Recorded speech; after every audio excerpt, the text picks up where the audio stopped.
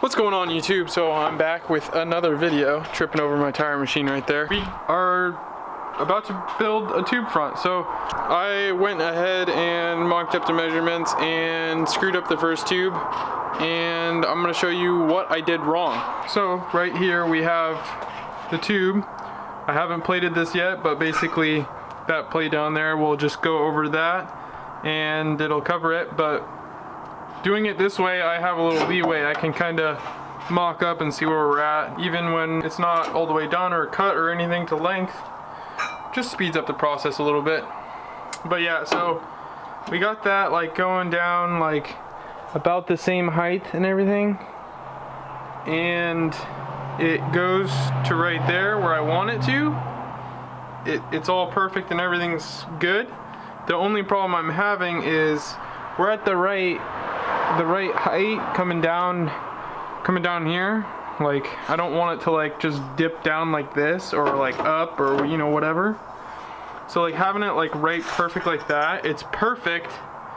But as you can see down there, like that tube isn't like cut flat or anything, so I'd have to build a box to use this tube, and I don't really want a box there. I just want like a flat plate down there. So basically what I'd have to do is chop this flat and then weld around it. The only problem is if I cut it all the way up to where this point is, it's gonna overhang and it's gonna dip down a lot more than I'd like. So instead of using this tube, I'm just gonna make another one, make it a few inches longer on this side right here, and then we can utilize all these same bends, because I jot down the measurements from here to here and all of that. So basically I just make this exact same tube, just a few inches longer there, and it should mate to there perfectly, just about like that. And then yeah, we should be able to make it work. Alright guys, it's about a week later from that initial clip that I gave you guys. I got that cage all done and it was shipped, and I got it mocked up. So I didn't really film much. I just filmed that like first initial one where I messed up this first tube. What I did was I just lengthened it like I said, and then cut it back, and as you can see right here, it sort of looks like a box, but it's really just a flat plate, and I just put another piece of plate in there to fill in that gap. And then this will all get welded all the way around and around the tube, of course. And yeah, I got these nice Coors West clamps, and those just allow, so there's like a little cutout there, so it still has a lot of structure. It looks nice because it's like the same diameter as the tubing and everything, but there's two bolts there, and then this will come off. Of course, since it sticks out so far out here, and there's a lot of overhang, it would probably be fine, but just for aesthetic reasons, instead of it just hanging out like this, I am gonna put like probably 2 bars right here, 1 and 2, and then those are gonna go down to another bar that's gonna go from this plate to that plate. I don't know if I'm like super stoked on this design.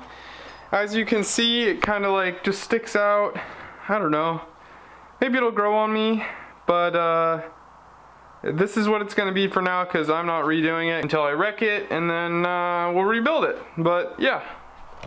Or I put the radiator in the trunk, then maybe I'll redo it then too, but I don't know. Today is Saturday, and there's an event on Sunday for drifting at Evergreen Speedway. So we're gonna head over there and let's get some runs in.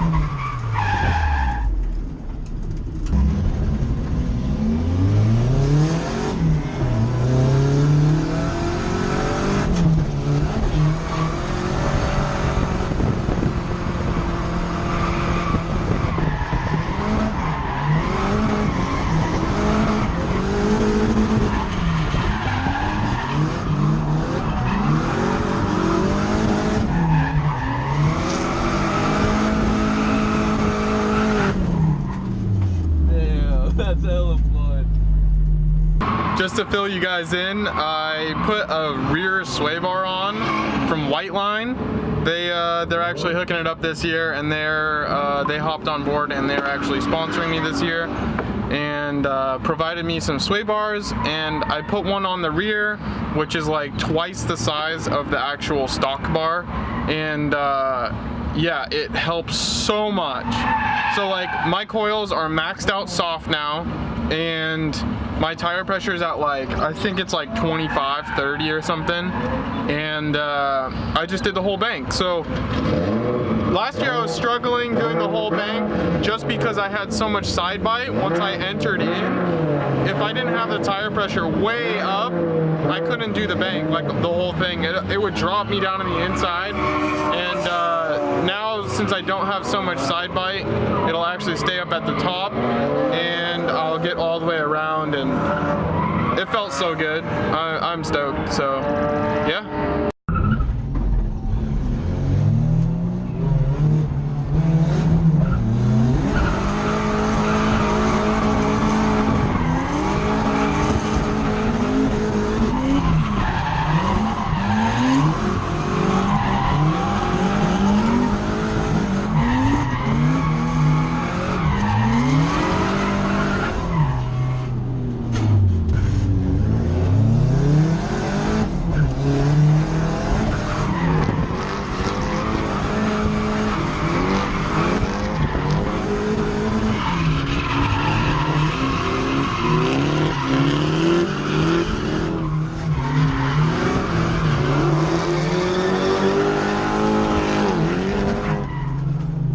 Sorry you slammed the wall. I don't think I touched it that time. You did. You totally touched it. I did? Oh yeah. Hell yeah. I guess I touched it. Was that line good? That was tight. Fuck yeah, dude.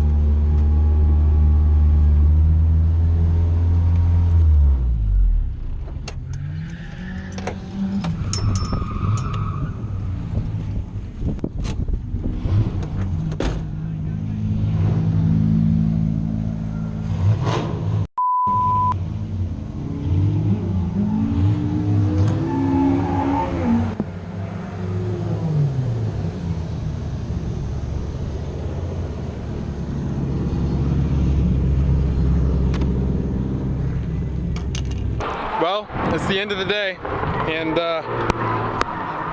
this side looks good. Well, that doesn't look right. Spun out and I slammed into him. So that is that. Basically, basically not too bad. I mean, it could have been way worse if it hit like right here, but it looked like it skimmed off the bash bar and just took out this whole right side. But the door is good, the wheel looks decent, and it looks like the coil is good, the knuckle should be good, the brakes are all good. So yeah, the tie rod bent and the lower control arm is bent. The lower control arm is still bent. I put a new tie rod on, that's the old tie rod right there. So yeah, not good.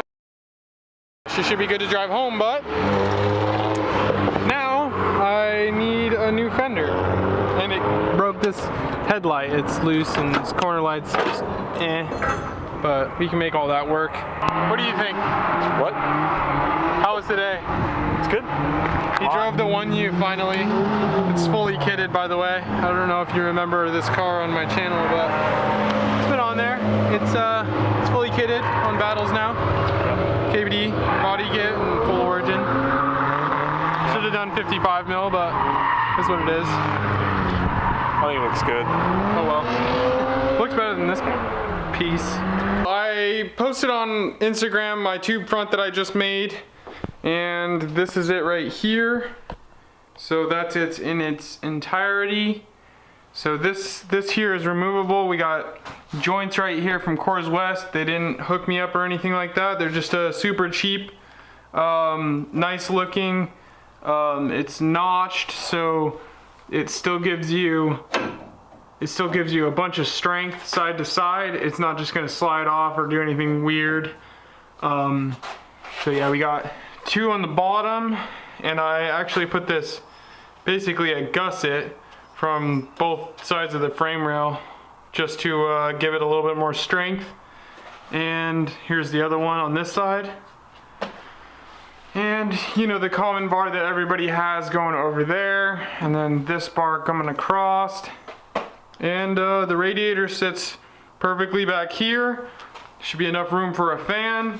And then the intercooler will sit right up against the front right here. And yeah, everything should work properly.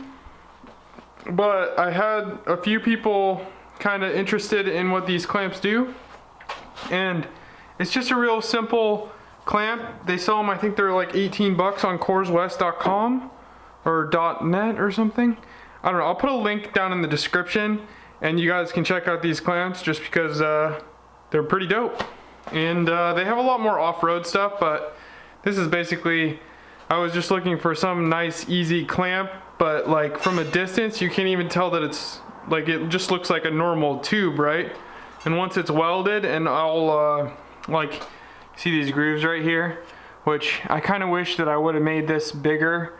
I'm gonna have to grind back a big weld on this one, but down here I actually left a pretty decent gap so that I can put a bunch of filler in there and not have to grind it back as much. But up here, yeah, I'm gonna have to grind like a lot off for that, just because you can't get a whole lot of filler in there. It's gonna stick out. I'm just gonna have to grind it back down. But once it's smooth, you won't even be able to really tell that it's removable, just because like from a distance it'll just look like a normal tube, which just makes everything look a little bit nicer. And obviously it's still removable, so all you gotta do is basically you have to tilt up like so, and it brings the bottoms off, and then you just slide it out and it's off. You set that down, and then you got it out. You want to work on your engine, do whatever you need to do, timing belt service, seals, crank pulley, any issues. You want to do an alternator, it's right here. It makes it a whole lot easier. As well as pulling the engine, you can pull the engine straight out. You don't got to go up and over. And these are the Coors West clamps, kind of up close with the Allen keys in there. And yeah, nice, sturdy, strong. Just slide your tube on both sides and weld it up and you're good to go. With that, I'll see you in the next video. Peace.